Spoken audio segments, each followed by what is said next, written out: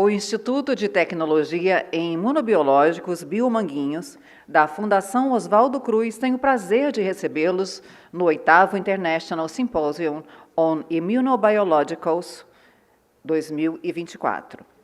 O objetivo do evento é integrar cientistas, pesquisadores e instituições de desenvolvimento e produção de biológicos, além de dar visibilidade para a produção científica, formar e qualificar profissionais e líderes no mercado e promover oportunidades de negócios e parcerias no setor de biotecnologia, estimulando um ambiente de desenvolvimento científico e tecnológico a nível nacional e também internacional.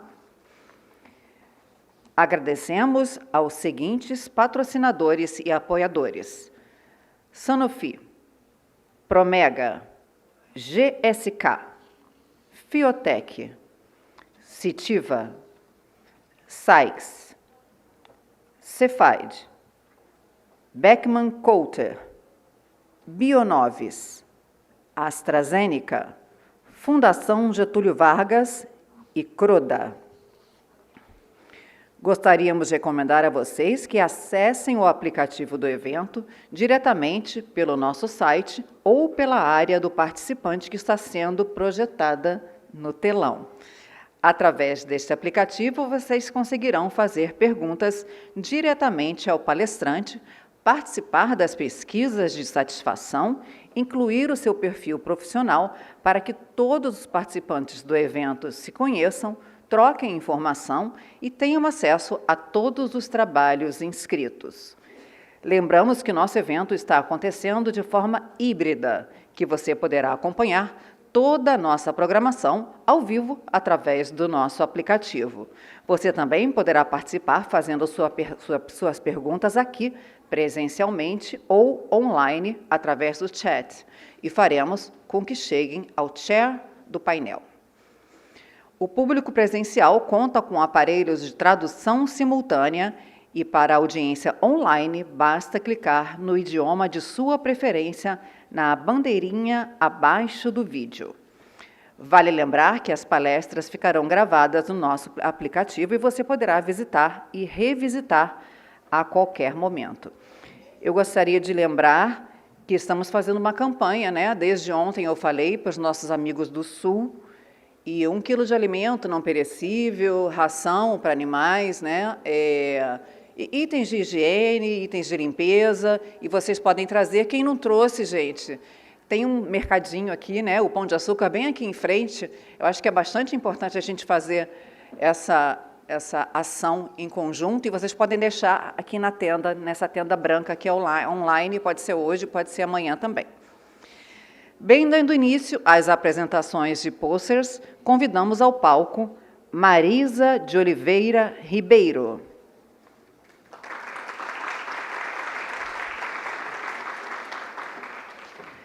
Ela vai apresentar o tema Respiratory Virus Panel and Respiratory Virus Panel 2, Biomanguinhos Molecular Typing Assay, Tool for Discriminatory Diagnosis of Respiratory Infections.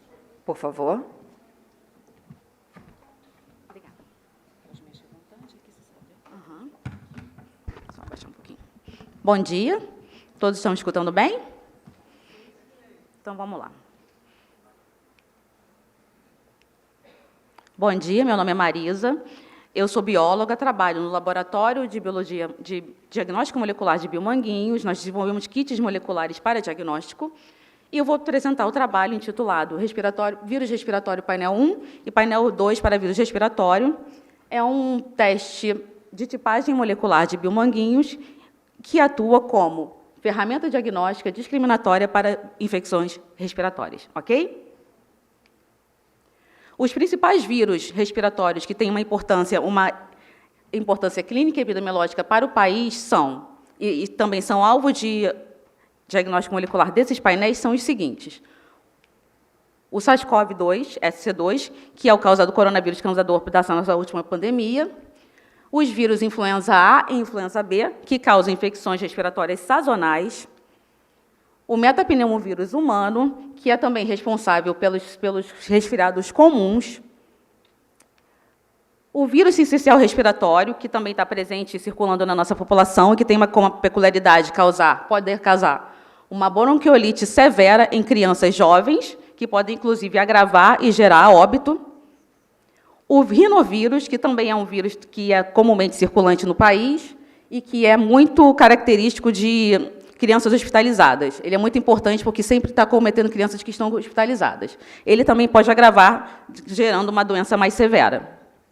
E o adenovírus, que tem como peculiaridade estar presente em todas as estações do ano. Ele não é um vírus sazonal, ele causa o resfriado comum, mas ele está presente em todas as estações do ano.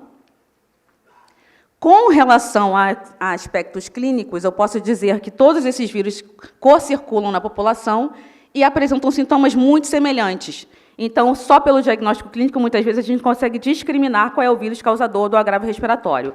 Com isso, geralmente, as pessoas conseguem resolver as suas infecções normalmente, sem ter que precisar de algum tratamento médico específico, mas, em alguns casos, esses vírus podem causar uma doença mais severa, inclusive levando a óbito.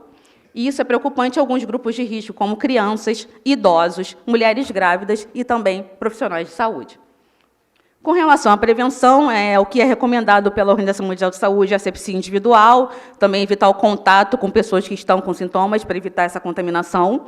E também existe a prevenção através de vacina para os vírus sazonais e para o SARS-CoV, a partir da pandemia.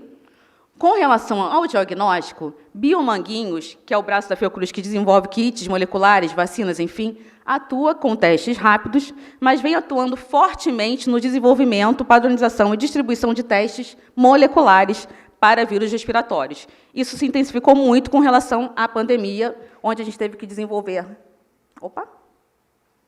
testes moleculares para a detecção, principalmente, de SARS-CoV, e desenvolvemos também esse último teste aqui da direita, que é da esquerda, que é o teste molecular discriminatório para influenza A, influenza B e SARS-CoV-2. Esse teste já está sendo distribuído pela CGLab para os LACENS.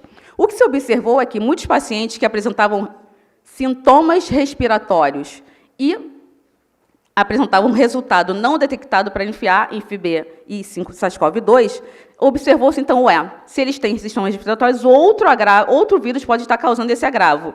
E, a partir desse momento, observou-se a necessidade de desenvolver um painel molecular discriminatório mais abrangente, que pudesse aportar, então, outros vírus que pudessem ser capazes de estar causando aquele agravo naqueles pacientes sintomáticos e com resultado negativo para INF-A, INF-B e SC2. Com isso, nós estreitamos uma parceria já de longa data com o Laboratório de Referência para Vírus Respiratórios, do IOC, comandado pela doutora Marilda Siqueira e pelo doutor Fernando Mota, e, então, elencamos quais seriam os vírus que maior tivessem prevalência na população, então, elencamos os vírus que comporiam um novo painel sindrômico respiratório para diagnóstico molecular. Esse painel, então, é composto de 2 reações multiplex que funcionam na mesma placa de PCR em tempo real, sendo que a reação do VR1 detecta influenza A, influenza B, metapneumovírus humano, SARS-CoV-2, e a outra reação detecta adenovírus, vírus sincicial respiratório, rinovírus, e essas 2 reações que ocorrem ao mesmo tempo, elas têm como controle interno o gene constitutivo humano, RNase-P. São reações discriminatórias, sensíveis e específicas.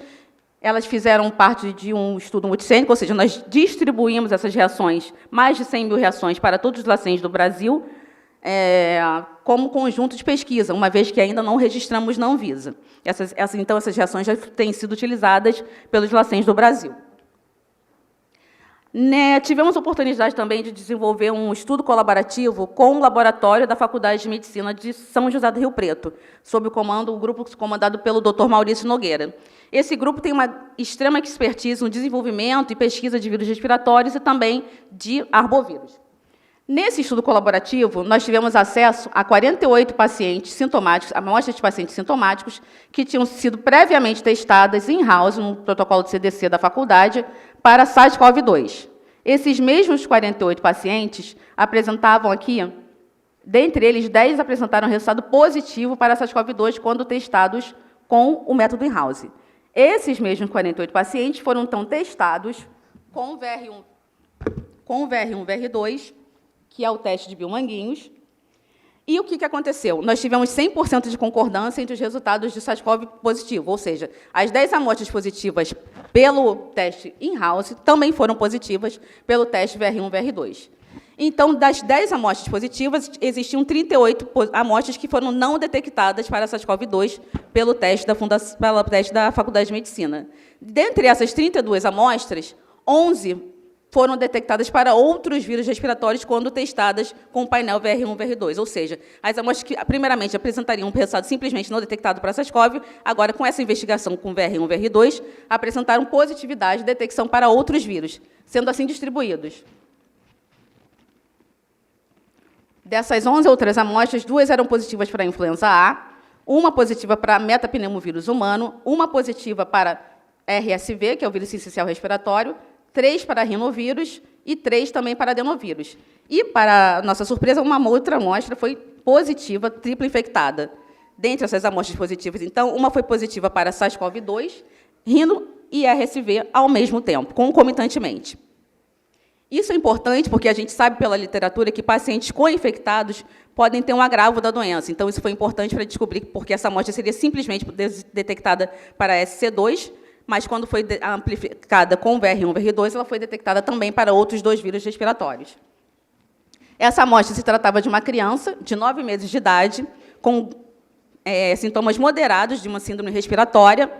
Aqui a gente pode perceber as curvas de amplificação dos 3 vírus, com seus respectivos CTs, pela técnica de PCR em tempo real. São curvas discriminatórias que não deixam nenhuma dúvida com relação ao diagnóstico. E isso foi importante para realmente visualizar que esse resultado era discriminatório e definitivo, né, uma vez que os 3 vírus estão aqui claramente diagnosticados. Fizemos um recorte posteriormente, na semana de que a gente estava presente na Faculdade de Medicina, ou seja, a gente pegou o boletim epidemiológico da região, verificamos que, no momento que a gente estava fazendo o teste colaborativo na Faculdade de Medicina, os vírus mais prevalentes na cidade eram justamente o SARS-CoV-2, o vírus sincicial respiratório e também o rinovírus. E também podemos perceber que o grupo etário mais acometido era justamente crianças com menos de 2 anos de idade. Então, os dados realmente são concomitantes e batem, porque nós detectamos uma tripla infecção numa criança com menos de 2 anos, justamente dos vírus mais prevalentes na cidade, naquele momento.